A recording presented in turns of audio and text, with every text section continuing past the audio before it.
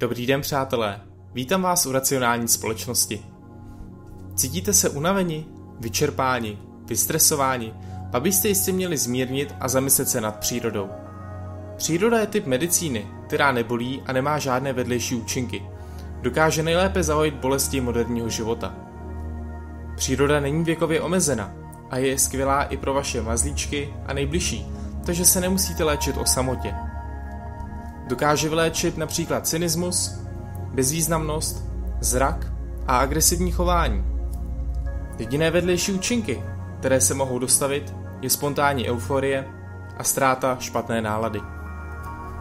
Zkuste se schválně zeptat vašeho doktora, případně léčitele, jestli je právě příroda vhodným lékem právě pro vás. Mějte se hezky a zase někdy příště. Naschledanou.